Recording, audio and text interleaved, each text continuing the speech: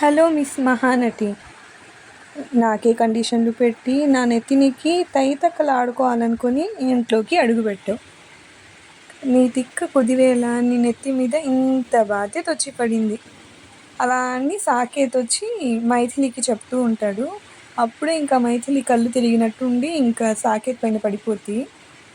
అప్పుడే అందరూ ఇంట్లో వాళ్ళందరూ వస్తారు. సాకేత్ ఏమైందిరా, సాకేత్ ఏమైంది, మా మైథిలి మైథిలి అని చెప్పైతే సాకేత్ వాళ్ళ అమ్మ అయితే పిలుస్తూ ఉంటుంది మైథిలిని.